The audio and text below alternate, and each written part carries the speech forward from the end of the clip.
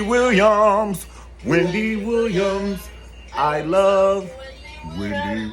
Alexa, pause. So, check this out, guys. Thank you, first of all, for hanging out with your boy Mario Ramon. If you like the video, definitely like the video, subscribe to my channel, and pass it on to your friends. You can put it on your social media. If you want to give me a little bit more positive energy, I appreciate you for it. Today, we're going to do our video on Wendy Williams. Season 12, the return of the infamous Wendy Williams. Let's get straight into it. Last year, well, not last year, it was this year, but during the COVID last season. During COVID, Wendy was forced to have the show in her home. This shows just how important production is. Like, everybody's job is so important. The makeup person, the lighting person, the wardrobe person, and the plethora of producers doing whatever it is that, they're producing. Because without these people, I'm not trying to be funny, and I love Wendy. I was there October 17th at the Hollywood. October 17th is my birthday. My whole birthday, I was like, nobody makes plans for me. I don't want to go to brunch. I don't want to go to Mastro's and all of this business. I want to see my Wendy.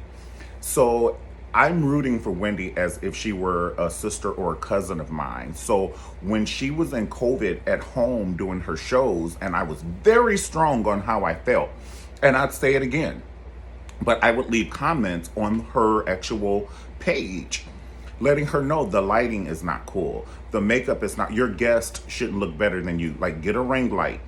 Like, come on. Let's get this in order, because what I did not want is for her to be canceled. Because I like Wendy. I like her boldness and her little shadiness, because she does it out in the open. A lot of people, they act like they're your friends, your co-workers and your family and your friends, and everybody's smiling in your face, and then they talk about you behind your back. Now, she does that shit too, but at least she talks about you behind your back, in your face. These other people be talking about you behind your back. And then next time they see you, they smile, and they just want to come to your party or your baby shower just to see how they can tear it down and talk about what you didn't do. So go on and sit down on it. So I appreciate her for that. It gets her mouth gets her in trouble. Like, she can't go to any club in New York. You pretty much know that. I mean, if she go to a club and see 50 Cent, he might. Okay, moving on. DJ Booth, let's get to it. He's gone. He was helping her set up her audio and everything. He was coming to her house. And I think that's part of it. He is a pretty renowned DJ. He's renowned. He's worked with the likes of Nicki Minaj. Let's just leave it there. We don't have to go through the whole resume, But he works with Nicki Minaj. And Nicki Minaj don't put Wendy Williams in her coffee. And if she did, she wouldn't stir it. And Wendy, she has this thing. She likes to walk the fine line and almost like, in your face. She'll have you as a guest, have you as a friend, meaning, you see how she does Nene and Kris Jenner. She invite them over, they talk, and then she'll tell their business. And that doesn't work for everybody, and especially like a personality like Nicki Minaj. She's a real bitch, you know what I'm saying? Except for her body. But her personality is real, I think. But those hips and that ass is not real. So, and I'm keeping it as close to real as you can be. But DJ Booth probably was getting slack from her. She was like, you working for this bitch and you think you're gonna work for me? You know what I'm saying? Because of the things that Nicki Minaj says, the things that Wendy Williams says about Nicki's husband and her life and everything like that. And yes, it's entertainment, and yes, it's entertaining, and yes, it's news, but it is someone's life. And would you want someone to talk about your bankruptcies or the one time you cheated 24,000 years ago and you may not have ever done it again, but that can classify you as a cheater and things like that. And so when people are digging up your bones, and that's why I think Karma made her way to Wendy Williams' door. She knocked on the door and said, look, bitch, your husband's about to have a whole entire social security number come out of his mistress woo-woo. And you're going to be a stepmother in front of the whole world. And Wendy Williams said, the devil was a lie, honey. She got that divorce so damn quick, honey. All of our heads spun. But back to DJ Booth, I just think that she discredited his street credibility. Like, you know what I'm saying? Like, Wendy is not a person. First of all, she's 400 years old, but she's good at what she does and she looks good. But she is 400 years old. So to be umbrella up under, you know what I'm saying, Phyllis Diller, that doesn't give a DJ street credibility. And this better be a secure job because you're not going to be able to get other jobs. You know what I'm saying? It's kind of like if you see Jay-Z dancing in a ballet and then he wants to come back and do a Jay-Z concert, you'll be like, boy, bye. Stop playing with me, sir. So it's like that. She just, and then Booth, he brought me over a meatball sandwich. And then I'm pretty sure he got some girls that he's, if not a wife, that he's boning. And they're like, look, what do y'all have something going on? Like every time I turn around, you bringing her a meatball sandwich with pickles on the side and shit. No, stop it. I know I wouldn't want my boyfriend to be known as like a butler like that. Not shaming on the butlers and shit, but moving on. She got new sus one. He's a looker. Oh my God, that guy is handsome. Ooh. If I was on staff, I'd walk past his dressing room all the time. Fuck that shoe cam, honey. I'd be like... Now, he's a looker, but I'm telling you who I would date would be Norman. I like Norman. I like bad boys, but I love good boys. And Norman's just a good person. You don't have to worry about him. Well, he might have a whole nother side to him. But the side that I see, you don't have to worry about him flirting with nobody. He's just going to go to Whole Foods, get his vegetables, come home, and y'all go cook together and eat something. It went with candles playing. You know, candles burning and Shantae Moore and all that shit. But I have the love of my life right now, so I have no time for that. I'm just saying, you know, if I were to date someone, and the love of my life is a Norman type. He's a Norman type. So, Wendy Williams is the new Ellen. Meaning, she's not that nice to her staff to me. I don't think that she was so nice to DJ Booth. She just took him around like a handbag. Like, come on, you're coming with me today. You match my shoes. And then I was watching, we're talking about the first show, but she told Suzanne to shut up on the second show. And I thought she was going to be like, you know, I'm only kidding, Suzanne. No, she said, shut up. Now, you know if the shoe was on the other foot. And Wendy was a producer, and her supervisor was sitting in that chair and told her to shut up, she would feel some kind of way. Put yourself in other people's shoes, Wendy. Now, I love you, but wrong is wrong. You know, that's an entire grown-ass woman with a husband and children. You don't tell her to shut up. Even if you're joking, you say I'm joking. I didn't like that at all. Let me see. Let's talk about Wendy's entrance. The yellow was killer. It was the perfect color to wear, to me. But it kind of looked like a little bathing suit with a skirt wrapped around it. But it was still, I love the color. And that Wendy walk, we need to do something, producers. We need to do something. Like bring her out on a gurney or whatever. But the Wendy walk, and I'm not making funny of her lymphedema and all of that stuff, but that walk has something to behold.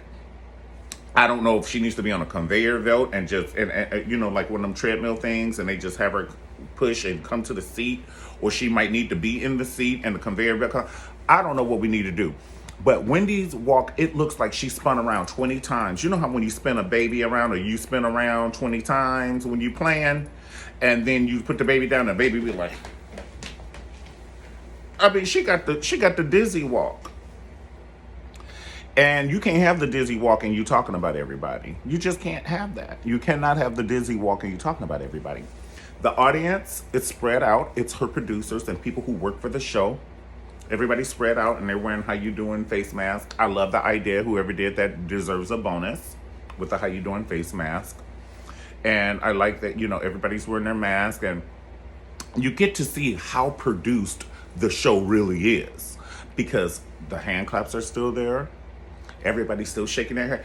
You know, Suzanne has a really big job. And she's like, clap, motherfuckers. Shake your, ooh, oh, ah, ooh. You know, she's giving it. That's why she deserves the respect. And she's been there for 400 years. Don't tell her to shut up. I don't like that. And that proves everybody laughs in your face, Wendy, your co-workers, but you're really mean and they might not really like you. That's why, to me, Wendy's work relationships all go down the gutter. Charlemagne the God. She worked with him, it's gone. Boof. They're not following each other. Even Kevin. They divorced, and I don't expect him to be her producer, but that's a whole nother, that's three working relationships that are just down the drain.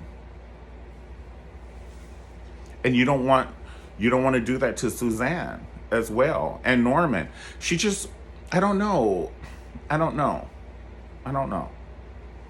Let me see, what else do we have? So I think, who did I want Wendy's first guest to be? Linda Carter. She loves Wonder Woman. I dig Linda Carter's fucking casket up wherever it is. Like, get a shovel, a regular shovel, because I don't want to fuck up the casket or put no scratches on it by mistake with the little machine thing that does that. So dig her up and dig Sade up. They should be close to each other. I want some old girls to come on. I need some Linda Carter. I need Sade. I need Raquel Welch. I need these old girls to come out. You know what I'm saying? And I need some of the new girls. I need what's Chris Brown's ex-girlfriend's name? Something. I like her, but she's on the show Claws. I don't know her name, but we need her. We need Summer Walker. We need to mix it up. We need this. And I'm so glad that Wendy is back on track. She's looking good. Her hair and makeup and the lighting, it's all working. It's all working. You know, that guest, the pretty girl yesterday, she was talking about, she was just giving the tea on everybody. and she's a pretty girl. But she was sitting 6 feet away. I love that. But I would be leery of that shit too now. I mean, you could be in, they should have a new area called the guest quarters. And the guest should be over there and Wendy should be over here.